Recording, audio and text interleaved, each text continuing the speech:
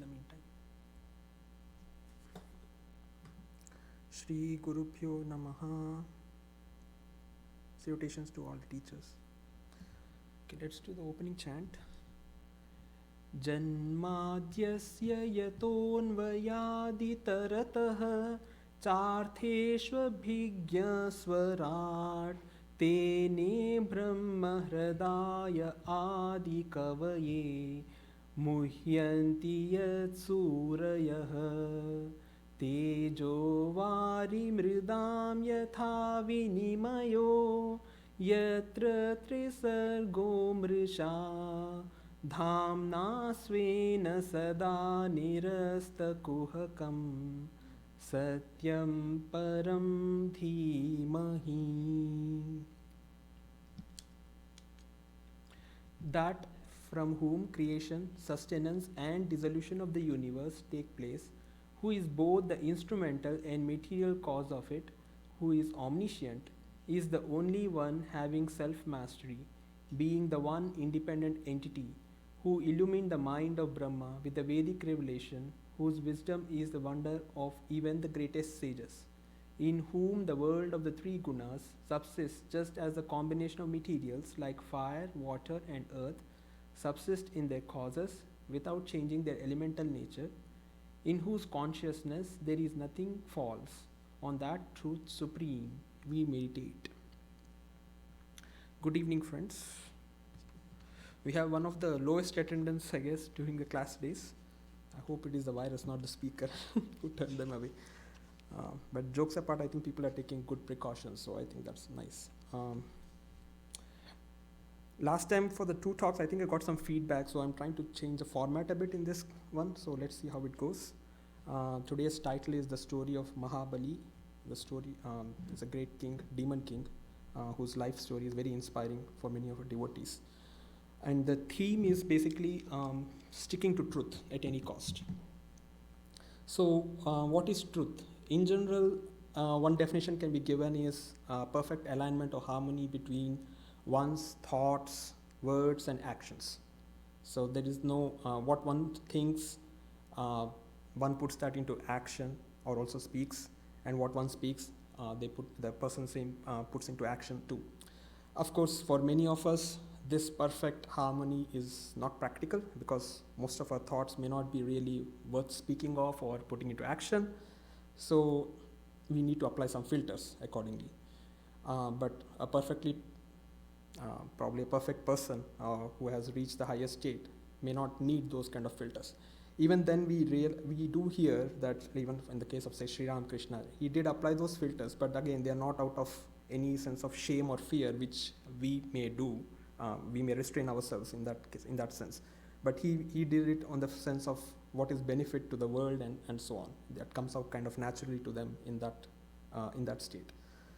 For example, I think it is said that when he was advising his future monastic disciples how to lead a life, he made sure that there's no householder devotees around so that they won't get confused by what he's talking to them about how to lead the life. There's also actually a kriti by Tyagaraja. It's called Sadhinchane in Telugu. It basically praises Lord Rama, saying that he speaks apt according to time and place. So that means even great incarnations do consider what is around and then apply their words and thoughts and words and actions accordingly. Anyway, so for our purpose, at least, we have to achieve that state where the thoughts that come to us, we are perfectly okay to at least put them into words and actions. And if we restrain ourselves not out of any sense of fear of the society or ridicule or anything or punishment, but it would be more out of our own will based on our conscience. Also, let us see it in another way. The absolute truth, what it says is God is real and the world that we see, the sense objects, are unreal. But at least most of our experience is to the contrary. We imagine God as much as we can and make it real entity, and our experiences, of course, of the sense object in the world is much more tangible and real. So in a way, if you say, you can always say that there are different shades of truth. We are living at a lower truth compared to the higher one. But on the other hand, we can also say that our life is based on a bit of falsehood compared to the absolute truth that is what we are yet to achieve or experience.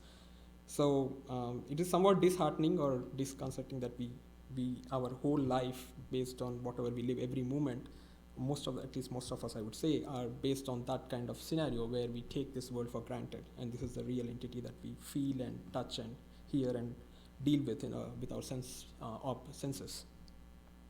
So there's I guess a motivation at least to work towards the goal that way, thinking that we are always on the living a life of falsehood, or to some extent, if you say lower truth, if you want to put it in a positive way.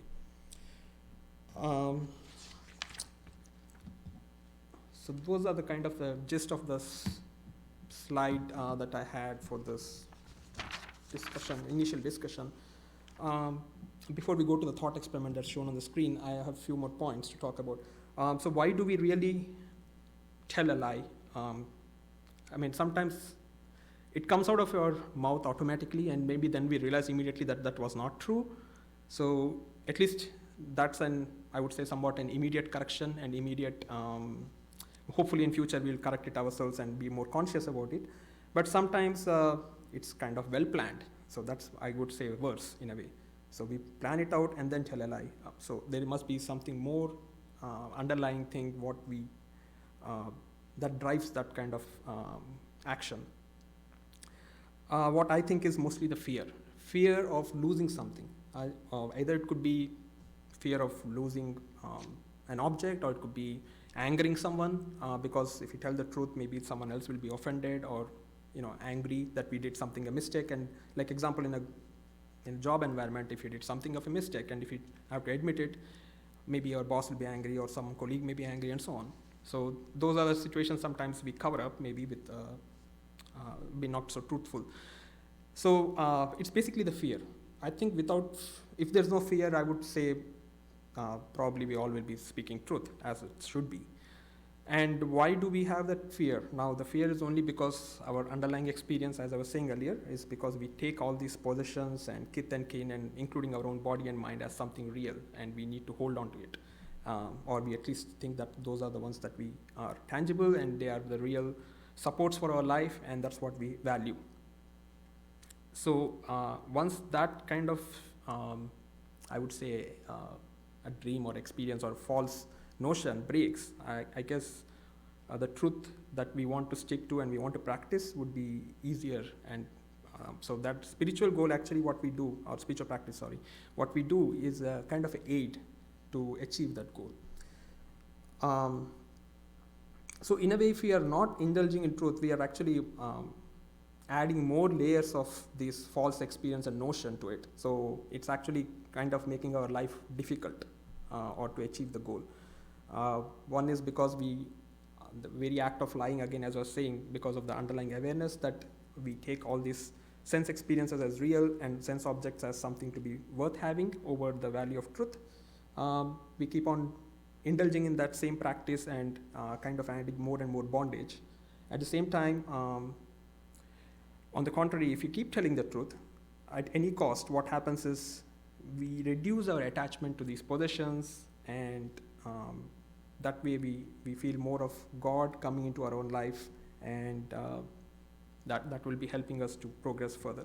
So there's kind of a two-pronged approach, you can say, by actually act of lying itself will lead us to bondage, whereas by telling the truth, it helps us to proceed towards our spiritual goal. I just want to bring one incident here in the life of Sri Ramakrishna, of course, in the life of Jadu with Sri Ramakrishna, if you want to put that way. Jadu had promised Thakur that he would arrange for a recital of the Chandi in his house. Many days have elapsed, but the recital has not taken place. Sri Ramakrishna says, well, what about the recital of the Chandi? Jadu, I was busy with so many engagements, I couldn't arrange for it. Sri Ramakrishna, what? A man has to keep his word. The words of a man and an elephant's tusk do not go back. A man must keep his word. What do you say? Jadu, smiling, that is so. Sri Ramakrishna actually later on says, I guess in another incident elsewhere, that for the present age, sticking to truth is the spiritual discipline, because it is so tough for many of us to stick to the truth in this age, I guess, compared to the previous times, because we we are dependent on most of the sense comforts that we have, and we try to preserve it as much as we can. So that's why sticking to truth is a difficult practice in this age. If a man clings tenaciously, this is Sri Ramakrishna's words, to truth, he ultimately realizes God. Without this regard for truth, one gradually loses everything. If by chance I say that I will go to the pine grove, I must go there, even if there is no further need of it, lest I lose my attachment to truth. So as a spiritual practice, Sri Ramakrishna is advising that even if some things we have uttered and maybe consequence or circumstances have changed such a way that now whatever we uttered and whatever we planned to do, it was not necessary, Sri Ramakrishna says, nevertheless go and do it. Of course, keeping in mind that whatever you have done is in line with the circumstances. Sometimes we have to apply that filter too. But he's cautioning us, don't be glibly dismissing everything that we think like, oh, you know what, I uttered that time something, but I don't think it's necessary now.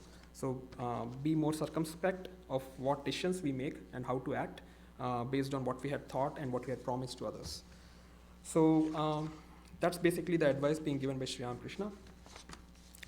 Okay, I think with that, I want to do a thought experiment before we begin the actual story. So if you would like to participate, maybe you can wish to join, you can join. I will be describing the situation. You can think of yourself as a participant in that, and maybe you can feel the gravity or intensity of the situation. I leave up to you. It's like a kind of a, if you want it, we call it as a guided meditation, so-called. So imagine now that you are blessed to have a direct vision of your Ishta, of your God, that you worship every day, you do devotional practices, spiritual practices for it, having that vision. Now you're having a direct conversation with the God, like say he or she, whoever your ideal may be. And God says now at this point, oh devotee, if you tell a lie, now I will give you $1 million. Now that sounds an interesting proposal. Some of us may think, well, I can do that. I guess it's not a big deal. And some of us may think, oh, no, I value truth much more, so I don't think $1 million are worth it. Then God may say, okay, I'll give you $1 billion or more, any wealth that you wish for in this world. Now again, that's enticing too. Maybe it'll solve all my financial problems for whole life. But then we have heard so many times, like Swamiji's lecture too, if you want to put it that way, and other times too, that the lives of the billionaires that we observe, they're not so blissful or absolutely happy. So maybe there's something more worth it. So maybe the money is not that important. So we can probably deny that offer too. Okay, then probably God changes a little bit of gears and he says, okay, let's see if your health will be always great. You won't have any issues, especially with the current times. I think that's more important, I guess. So you'll not have any worries about your health for your whole life. So you probably can tell a lie for that. That sounds like a good offer. I mean, health sometimes is more wealth than wealth. Obviously, we want to have good health. But again, we also see but many healthy lives of people, they don't seem to be very happy either. The mind is all cluttered and is not contented. They're just probably healthy people, that's all. Okay, then maybe you can have all that contentment and peaceful life also. Maybe you can. Is that worth telling a lie at that point? If God offers that, suppose. Again, this sounds very attractive too. So your mind is all peaceful and contented. There are no issues to be dealt with. It's okay. It's a nice life. But is that blissful? And again, maybe not, because there may be, you can be just contented and peaceful life, but doesn't mean your life is entirely blissful in the sense of you still have this sense perceptions and the world that is apparently or appears as real is still real at that point, and God is not still an entity that is very appears wholesome or real to you at that point. So still it's not a complete state either. So maybe that's not worth having either. Maybe this is like a final punch, you can say. Now God will say, okay, you will always have the God revelation, you'll have the vision of God always, and in the devotee's sense of highest attainment, it could be like you are with God always, you'll be living with God. Now that sounds very good and probably is the best offer as of now, and I think I would be stupid to let that go, right? If maybe telling a lie is worth that. But then wait a minute, is that state that we achieve, that God is promising by telling a lie, is that worth? Because God is embodiment of truth itself, and how can I tell a false and attain the company of God always? It doesn't sound, or it doesn't have that what you call some kind of compatibility, right? It doesn't sound good, congruous or something. So, and also at the same time, how can I live with the conscience that I have lied to achieve that state? So it's not possible either. Maybe I should go through the rigorous path of regular spiritual practice and attain the goal whenever it's destined to happen. So we may come to that conclusion after all this process. But then, okay, God may smile and say, okay, fine, if that's the case, then if you tell the truth, now it's on the other side, maybe you'll get a few lashes. Oh, that sounds painful. But maybe I should take that in stride. Didn't Christ himself take so much pain for the world? Not only lashes, he got crucified on the cross. So maybe that's worth it too. Worth it too in sense taking a few lashes for the truth. All right, then God may say, okay, I'll take away all your possessions and you'll be on the street, homeless. There's no kith or kin to support you. You're basically all by yourself. There's no money, and now you have to live by your own. Now that's going to hurt for most of us who are not used to that kind of life. I guess almost all maybe. And we'll not have any home or wealth or anything. We have to beg for food and suffer cold and heat and rains and so on. But again, we can a little bit ponder on this case too. There are many people who are of that at that state, unfortunately. But their lives are, they are miserable in the one sense you can say, but again, at the same time, it's not totally end of the world kind of thing. I understand it is miserable, but it's not end of the world. So we can probably withstand it ourselves too. So maybe it's worth taking that hit also. So we'll say, okay, take away all the possessions and street. We'll be on the street. It's not a problem. Or I'll bear through it somewhat. Okay, you will have now a more of a kind of coming closer to your body in a way. You'll have a debilitating health condition which gives you constant pain. Now that's a lifelong pain. So will we withstand that? Can we take that? Again, this is what Kunti has prayed, like Swamiji said in one of the previous classes, to have constant troubles and difficulties so that we remember God always. So maybe we should take that as an opportunity, that even if we have an ill health condition, maybe it's a reminder for us to hopefully get away from this world and be in the memory of God always.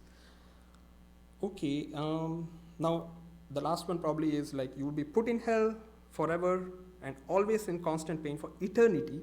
So this is like the other way around, where we saw that you'll be in the company of God when you lie, but here now if you tell a truth, you are eternally in hell, always getting the pain. Now that seems to be a bit more of I would say very difficult, at least for many of us, I would say, that we cannot maybe withstand that pain continuously for so long.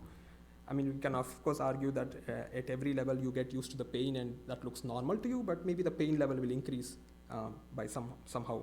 God can increase that, crank up that pain too if you want. So what will you do? Well, we can say, if this is what destiny brings me, I still love the truth. I would like to be that way. That's what I value, and that's what I will take it, and I will probably deny this offer in the sense I will take this in my stride. At this point, maybe God will say, "Oh devotee, you have passed my test. You are very dear to me. You will attain the highest state of devotion." But this may look somewhat like a normal to many of us because we haven't really undergone that real pain and suffering that's been described and the second level of test. The rewards probably are easy to deny, easier I would say, maybe not easy, easier to deny, but the punishment is something more difficult, at least for many of us. So those are the tests that I thought if someone comes up with, can we qualify or when we pass all those kind of scenarios. And if we do, I guess then it's, I think, worth commending. But maybe that's the thing we need to look at ourselves internally and ponder. These kind of examples have been shown in stories too, like Nachiketa and Prahlada were given some kind of a reward test. Like, what I was saying, if not a lie, of course, they were not told to tell a lie, but they were given all the luxuries and they denied it for the sake of truth. Whereas Harishchandra in the story, again, he was taken away all the possessions and lot of mental pain. The family was separated, son died, and so on. Again, God put him to a severe test, and he passed all that. Again, in the afternoon, actually, incidentally, Swamiji was having a discussion where it came up that Abraham, again, was subjected to some kind of test where he had to sacrifice his own son, and he passed that test too. So What I mean is these are not uncommon situations that we have heard in the past, and maybe we will be subjected to in our life. It may not be that God coming to us in a personal form or anthropomorphic form and telling us what to do. It could be just the circumstances, and that's what we need to read in. Like, these are the tests that we have to endure and progress if we can. Okay, having said that, now let's move on to Mahabali's story. So the Mahabali story actually comes in Skanda 8, and chapters 10 to 11 has some description about him, and also then it follows again in 15 to 23. Now 10 to 11 is actually following immediately after if those who know the story, I will not go into the earlier details. There's a story where the demons and the demigods get together and they churn the ocean to bring some ambrosia out. This ambrosia basically makes them immortal. And somehow it so happened that God intervened, Vishnu, in this in the Vishnu, form of Vishnu. He intervened, not actually in the form of Vishnu. He took a form of a feminine form, it's called Mohini, and then he cheated the asuras in a way, and gave that ambrosia only to the demigods. And so the demons were deprived of it, and they were angry at that point. So there is a war that ensued, and of course now the demigods are powerful because of that ambrosia, so they vanquished the demons. These demons were led by the king Mahabali at that point in the war. So having been vanquished, actually he was killed, basically by the demigod king called Indra. And now he is revived. He was revived by sages called Bhrigus. There's a clan of Bhrigus, and the main teacher was Shukracharya, that's the name. So he was revived by them, and basically he serves them well, he takes care of their needs and all that. So the Bali in general, there's one more interesting thing. Although we classify Bali as a demon, and at least in the Puranic literature, the literature of these old texts about the devotional texts, where he has a very nice good tendencies of sincerity, say devotion to holy people, and so on. And there are, and also the main thing, of course, what we're talking about is he wants to stick to truth at any cost. That's what is the main highlight of this story. So Bali actually, just a little bit of family background about Bali. Bali's father is Virochana. That's the name of the father. He was, of course, this is all a lineage of demons. So you can understand, generally they are considered like a so-called evil people or bad people. But again, Virochana he also comes in, I think, Chandogya Upanishad, where he goes along with Indra for learning scriptures from Prajapati. But anyway, that's the deviation. So Virochana is there, his father. And then grandfather is Prahlada. Now Prahlada, we heard sometimes here in the context of some other lectures, is a very devoted person. He's an ideal devotee, I would say, for many of us. And he's supposed to be emulated by all devotees. Was very much devoted to our Lord. And he even let go his father in the sense, because his father was Hiranyakasipu, Prahlada's father. And Hiranyakasipu was a very demoniacal, if you want to put it that way. He was against God. He thought he himself was God and everyone should worship him and so on. And he troubled his son Prahlada so much, in fact he wanted to kill him because Prahlada was worshipping Lord instead of his own father. So anyway, that's the context of a different story, but this is the lineage of Mahabali. So you have an illustrious devotee in the lineage, Prahlada, and Virochana, at least not much is known or described about him, and Hiranyakashipu is well known as a demon. So that's kind of the lineage. And now Mahabali is the son of Virochana. Okay.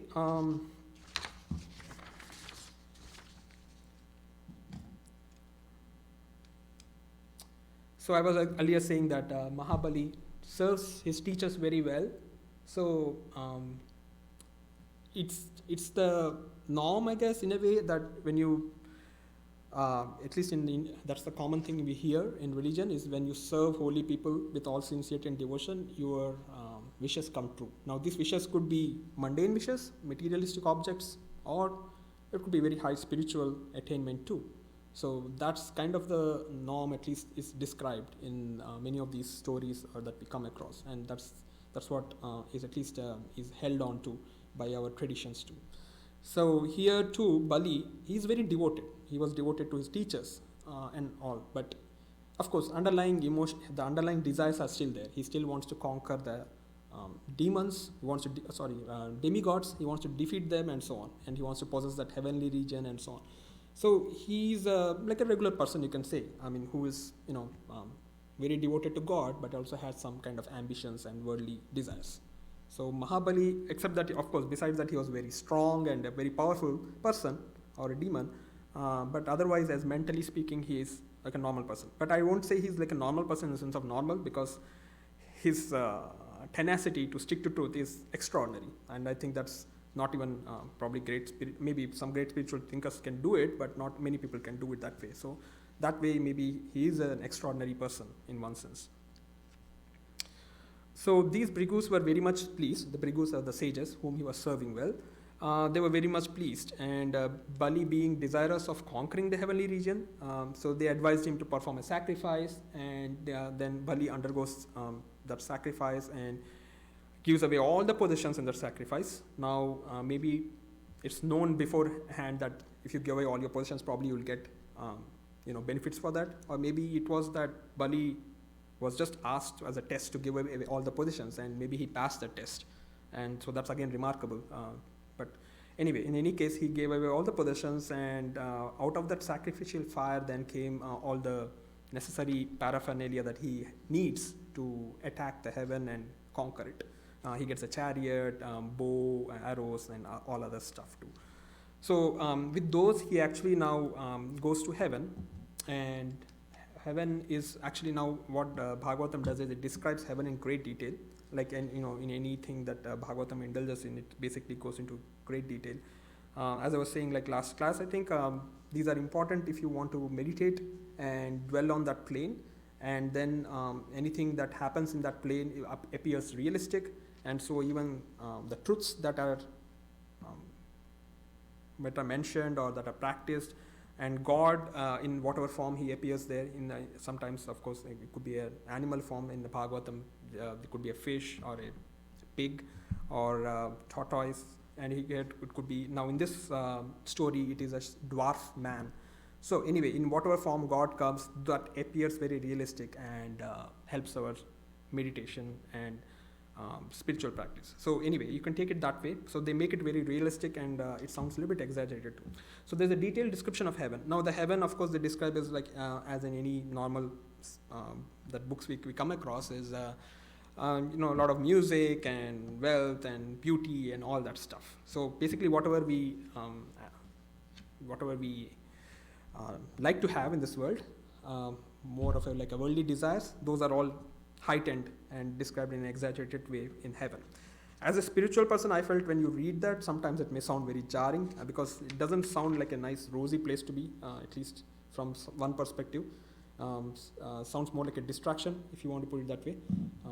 So anyway, that's one take of it. But the heaven is described in great detail. So then what happens is next, what book describes is about this how Bali attacks heaven and conquers it. Now Bali is basically, he actually surrounds heaven completely on all sides with all his demon army. Now he has become so powerful because of the special powers that he gained by serving the teachers and from that from the sacrifice that he did.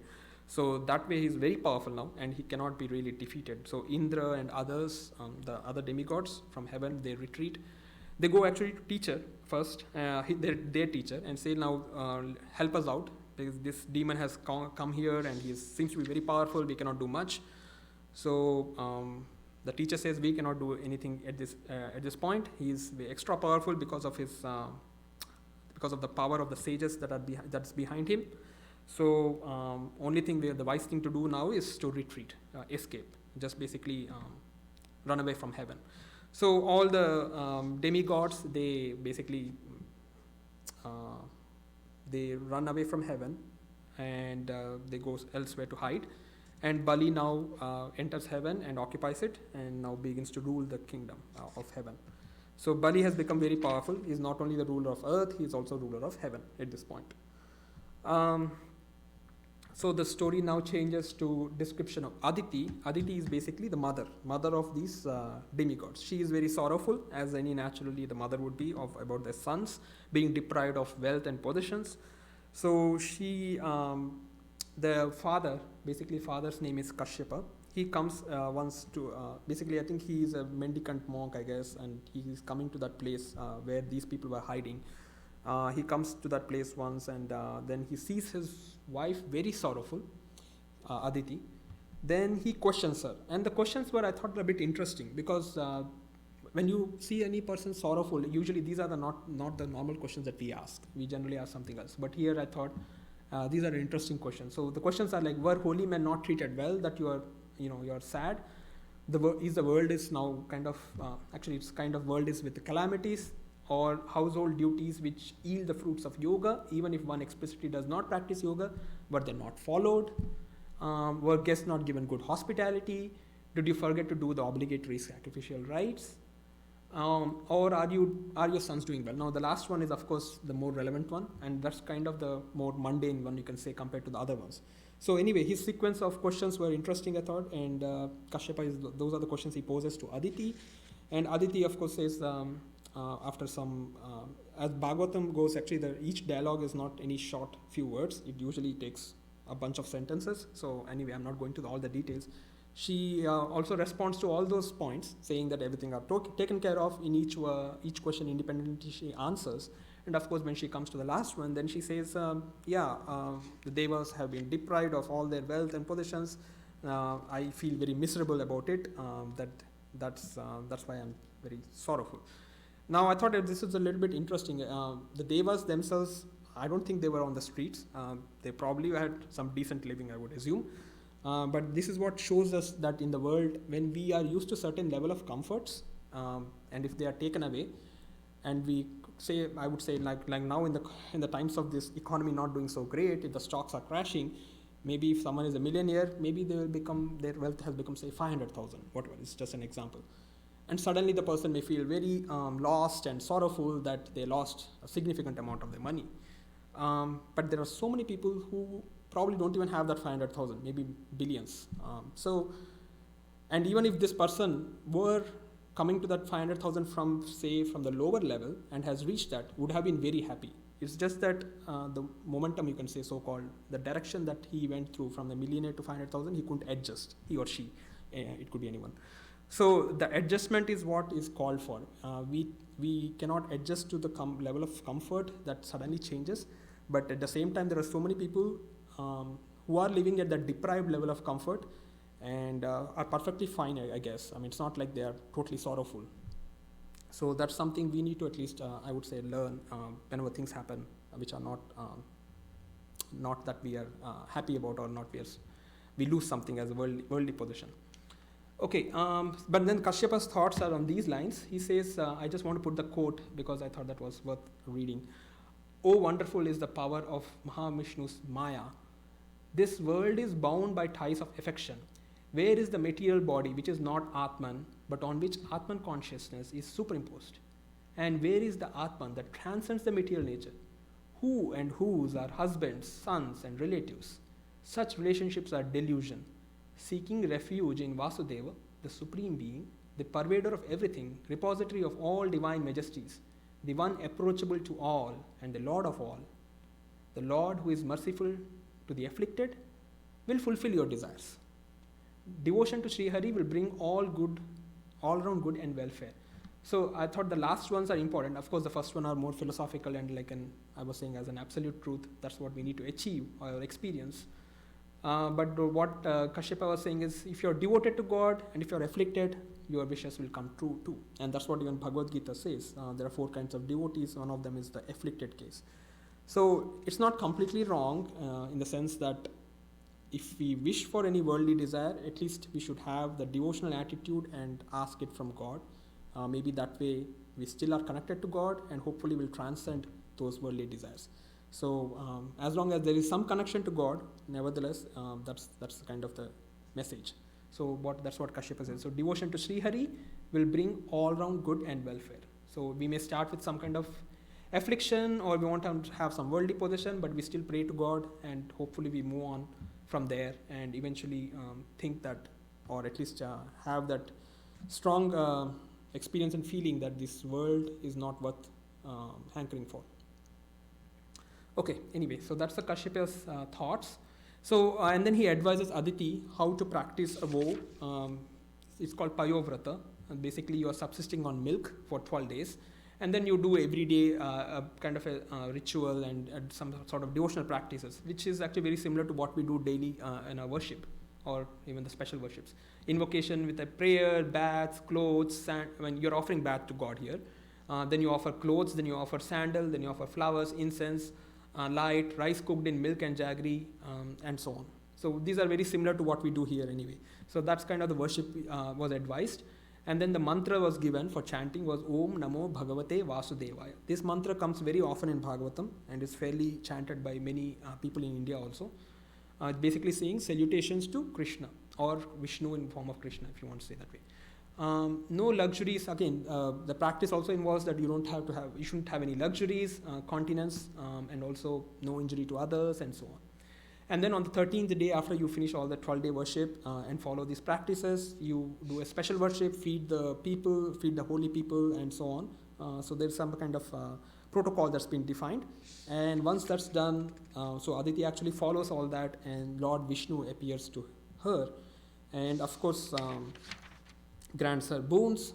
But the way he said was, I will be born, I mean, I in the sense the Lord said, I will be born and into your womb as your son, and your sons will regain their glory.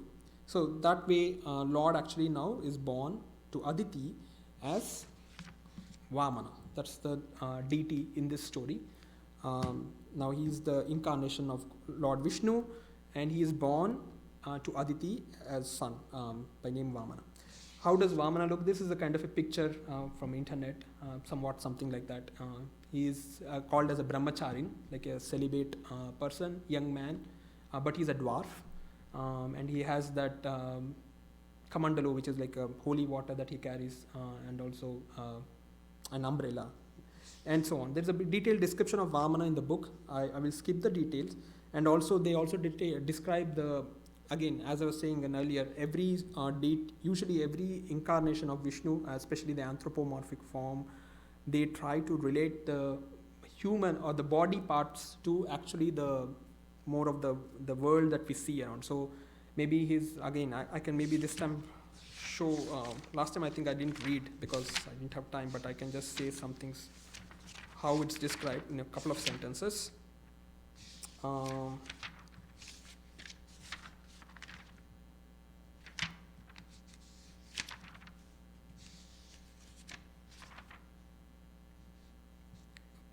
Okay, I think I went ahead. It'll come later, so let me skip that. So it's basically the cosmic form that comes later anyway. So Vamana is described as the summary basically describes him to the Lord, the bestowal of boon to Aditi, and then birth as Vamana, and then of course that's a tradition at least in India that there's a thread ceremony. Basically that means the person is now eligible to read scriptures and practice them and understand and so on. So he goes through all that protocol, even though it's like an incarnation of God.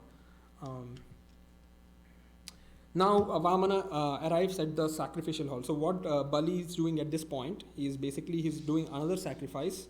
Now that will kind of immortalize him in a way as a ruler forever kind of, and no one will be able to defeat him. So that's why the Devas and other people are trying their best. Other people, in sense, of course, Vamana himself is trying to thwart it and stop that sacrifice. So Vamana comes to that sacrificial place, and again it's described that the earth trembled when he was coming by, and he was approaching as a rising sun at dawn. And there's a lot of glory of Vamana, like spiritual effulgence, one may say. And everyone stood up automatically when he arrived at the place. It was so obvious that there is a great enlightened person. Of course, he's an incarnation himself, has come there. And then Bali, what he does is he offers him a seat. Now, as I said, Bali again, he may be having strong worldly desires, but he's also a devotional person to at least the holy people. That's what it seems like from the description that we had so far. So he offers him a seat, washes Vamana's feet, takes that water on his head, and so on. So he's a very devoted person to holy people. Then what he does is he, of course, as being a king and as an offering, he says, please ask what you want, I'll grant that to you. That's what Bali says to Vamana. Now Vamana, of course, then he says, innocently in a way you can say, I don't need much, I just need only, before that he actually praises the lineage of of Mahabali. I thought that was a little bit interesting because it felt like as if when you're getting something from someone, you try to please them a little bit. You try kind of. So it maybe he was trying to boost the ego of Bali to some extent, I guess. That's kind of the ploy. So he praises Mahabali's lineage. Of course, he praises Prahlada, the grandfather of Mahabali, but he also praises Hiranyaksha and Hiranyakasipu. Now, Hiranyaksha and Hiranyakasipu, what we have seen earlier, were the great grandfather of Mahabali. Hiranyaksha and Hiranyakasipu are brothers, so they're great grandfathers of Mahabali. And what he says about Hiranyaksha is he was so difficult to defeat that even Mahavishnu, after defeating him, did not think of himself as a victor. So he just put that, Hiranyaksha was very difficult to be defeated. And Hiranyakasipu, what he said was, again, same way. He said, he's so powerful, it was very difficult to defeat him. So what he said was, Lord thought like this to defeat Hiranyakasipu. Wherever I go, he comes pursuing me. He is here, Hiranyakasipu, as the god of death follows creatures. So, in order to avoid him, I shall enter into his heart. For being a thorough extrovert, he is not likely to look within.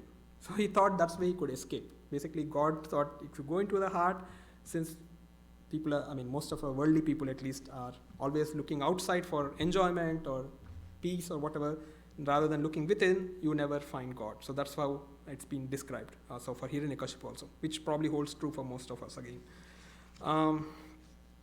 Anyway, and then he describes, of course, he praises Mahabali himself, saying that you are a virtuous person, you treat, you grant wishes of all these holy people, and whoever comes to you, you don't deny gifts to them, and so on.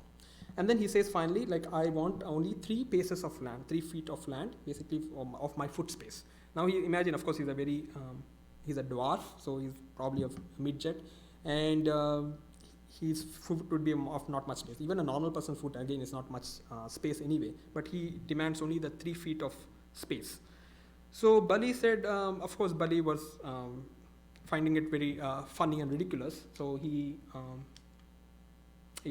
still in the slide, he basically admonishes Vamana in a way, saying that how stupid you are. He didn't use the word stupid, but he kind of put those words, because of his arrogance and egoistic nature.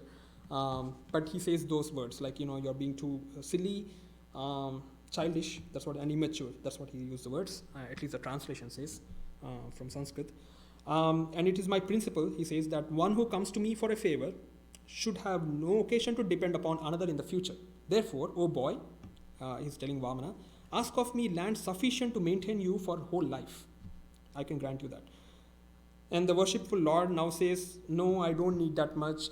If 3 paces of land does not satisfy a person, then nothing else can satisfy, because that's what a man needs. And he also says, a person who has no mastery over senses will never be satisfied with anything given. One should be contented always to take whatever one gets, not hanker or crave for something more than they need. And then he also says the spiritual aura of a holy man is enhanced in the radiance if he lives satisfied with what chance brings. On the contrary, dissatisfaction with possessions and enjoyments stifles it as water damps fire. So that's kind of the description he says. He puts a nice advice for every one of us to follow. In principle, not to hanker for worldly positions and just have what we need, or just, or at least aspire for what only we need, not more than that. So then, of course, Bali agrees to it and says, okay, I'll give you that, if that's what you want.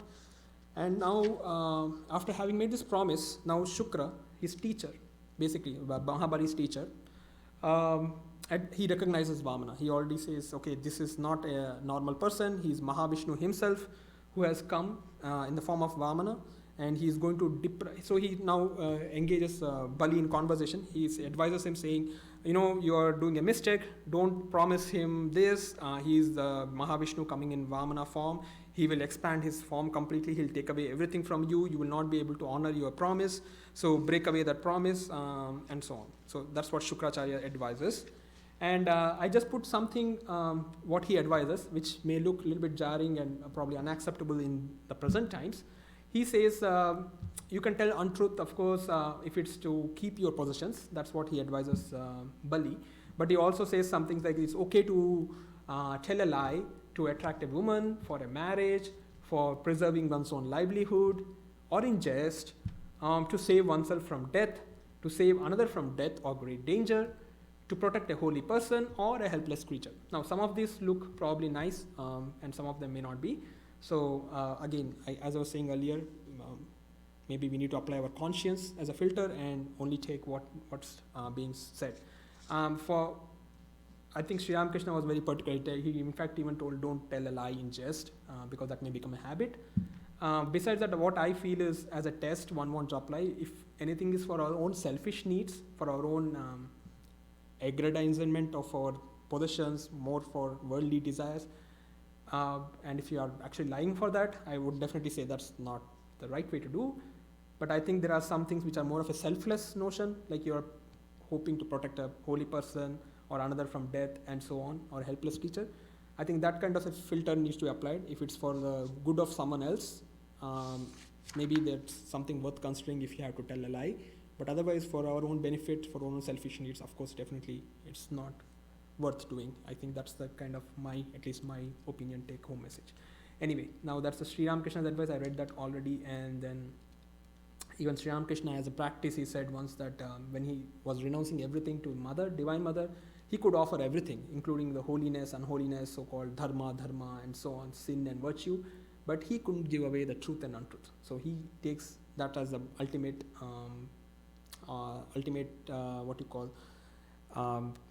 test of your character, that you should not give up. That's your trait that you should hold on to. Okay, so proceeding with the story, rejection. Now, basically, Bali rejects his teacher's advice. Again, he gives I would say, for the sake of time, I won't give the advice or the retort that he has for his teacher, but he rejects that. And of course, then Shukracharya gets offended. And Bhagavatam says that at this point, Lord has entered the teacher himself, and then he actually made him curse. So Shukracharya curses his disciple, Mahabali, saying that you will be devoid of all your possessions, you will lose them because of disobeying my order. And of course, that will eventually come to pass anyway. So then what Vamana does at this point, because he has been given that boon, or granted that wish to take 3 paces of his foot, and then that would be his land or his possessions from Bali, he actually now changes in size. He grows in size, he reveals his cosmic form. Now here the cosmic form again is described in great detail. This comes very often in Bhagavatam. Again, it's very similar to what we see in Bhagavad Gita also. So I think for the description, for the sake of time, I'll just skip the details. But he says the earth is his foot, the mountains are his ankles, the bird is his knee, and so on. So there are so many other. So whatever you see in the world is basically being projected as some kind of body or anatomical part of Lord himself, so that we actually dwell and meditate on God always. So that's being given in this in the description. And then in 2 paces, what Vamana does is he takes the earth itself and the heaven completely. Now there's no space left for his 3rd foot, or the 3rd space or foot space to be put. So at this point, Mahabali realizes that of course he has been tricked, but he doesn't budge from his position. He doesn't say that, oh, you know what, I'll withhold that promise that I gave you or something. He says he's going to honor that at any cost. At this point also, the asuras, or the demons who are followers of Bali, they realize that his master is being cheated, so they actually attack Vishnu or Vamana himself.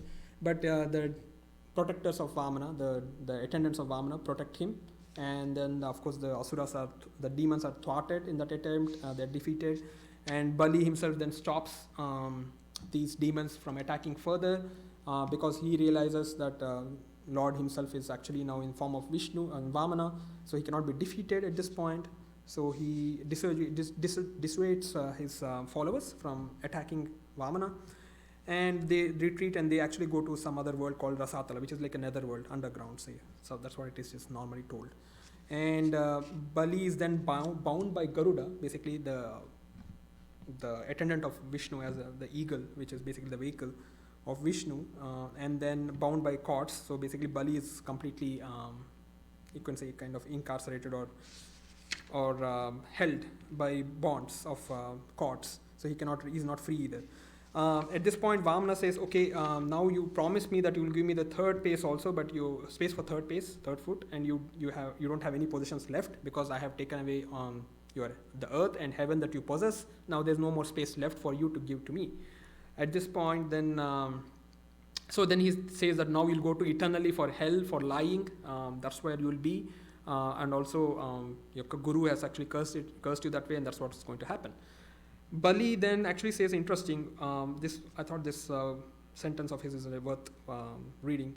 O divinity of the worldwide fame for holiness, if thy idea is to make my plighted words to be false, I am equally resolved to make them true. My speech shall never end in deception. Be pleased to place thy third step on my head. So what he says is, now you have taken the heaven, you have taken the earth, I don't have anything, but I can offer my own head space. So you can put your foot on my head.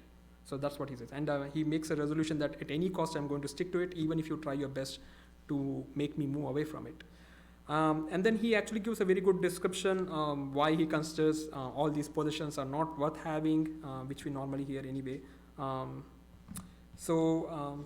He says, I am not very much ashamed or aggrieved by the fact that I have been subdued and tied by your cords of many glorious, who is very glorious and great. Then he also says, my grandfather thought in this way. So he's actually now thinking about Prahlada, one of the great devotees in his lineage. What is the good of keeping up this body which has to die in the end, in spite of all care one takes of it? Of what good are sons who are only plunderers of your wealth, and of relatives who are only enemies in friendly guise? Of what use is a wife who is the cause of greater and greater involvement in samsara, that is the cycle of birth and death? Of what use is a home for one who is threatened with death at any time? All these preoccupations only help the ebbing away of the short span of one's life. So there are many verses of this type. I just give you the gist of what he said. So you can see he's a very philosophical, devotional, and so on. It's just that he has some ambitions of possessing the world and heaven. But besides that, he's probably a very good example for many of our us, I guess, in the devotional practices.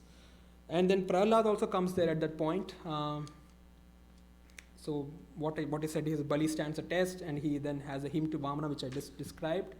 Then Prahlada, the grandfather of Mahabali, comes there. He also pleads on behalf of Mahabali. Then Brahma also comes, and of course then the Lord says, this was a test. I was just... he actually says, O Brahma. Now the Lord is responding to Brahma, who has come there, who has pleaded on behalf of Mahabali to leave him out of this kind of state that he was in. O Brahma, whomever I really wish to bless, this is Lord saying, I first take off his wealth, for wealth makes a man proud and arrogant, as a result of which he is led to insult the world and me, the God himself. Subject as the jiva is to his own karma, he transmigrates by the compulsion of karma from species to species and from body to body, until at some distant date he gets a human body by my grace. So he also says, if you find a man free from pride and arrogance in spite of worldly possessions and wealth and high birth and so on, learning, know that it is only through my grace, that's God's grace. However, a person who is devoted to me, that is the Lord, never gets infatuated, even when favored by high birth, prosperity, etc., which generally generate pride and arrogance in others and block all their spiritual progress. Now, the context here being mentioned is Mahabali, who had all the possessions of heaven and earth and everything. In spite of all that, I mean, he was arrogant to some extent, but he was very devotional. So that's what Lord is trying to impress upon, saying that in spite of having all that, he was very devotional and stuck to this, you can say, a kind of a vow that I will always speak the truth, and I will do what I said I will be doing, even at the cost of my possessions and life and so on. So then he grants a boon to Mahabali, saying that you, along with your followers, you are a great ruler, you will go to the nether worlds called Sutala, There you will be living a very kind of a happy life, if you want to put it that way. But main thing is he will be very devoted to Lord always. He will never forget Lord. He will be always remembering Lord. And that's where basically the story ends about what Lord says to Bali. And then there's further little bit of Bali then circumambulates Vamana and he leaves the place, and then Prahlad also does the same, the grandfather of Mahabali. And basically that's the end of the at least the description of Mahabali's story in this text, Bhagavatam. I think I covered the major portion. I don't have anything. This was actually kind of, I put, thanks you for your patience and holy company, those who are here and also online, I guess. I put stay safe in a very kind of a font, which is a bit scary, but I think that's important. So if you have any questions or any comments, please let me know. Otherwise, I thought as a closing prayer, thought of playing a song. Last time I tried, that was a different song that didn't work out because of lack of time. But I think we have some 5 minutes now. But if there are any questions, we can discuss that. Otherwise, I will go ahead with the song. Okay.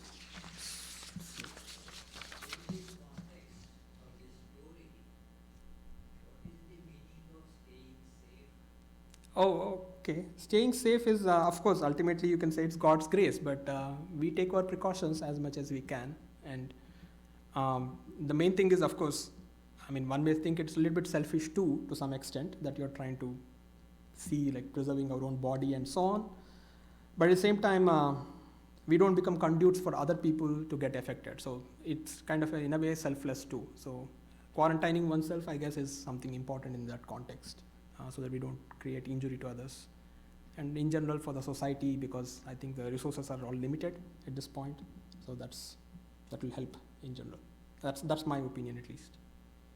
But of course, in the final say, yes, it is beyond our control. So whatever we can, we do, I guess. I don't know if that's okay, what I said, but okay, let me just go to the organ and play a song which I thought is better.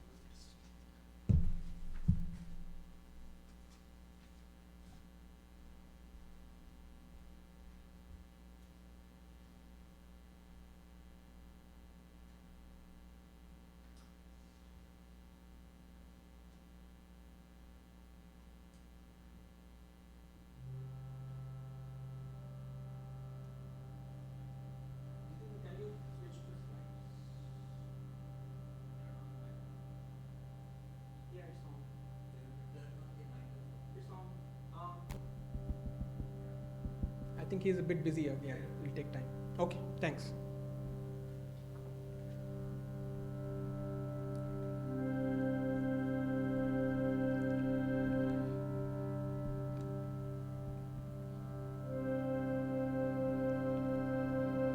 You have longed for sweet peace and for faith to increase, and have earnestly, fervently prayed. But you cannot have rest or be perfectly blessed until all on the altar is laid. Is your all on the altar of sacrifice laid? Your heart does the Spirit control? You can only be blessed and have peace and sweet rest as you yield Him your body and soul.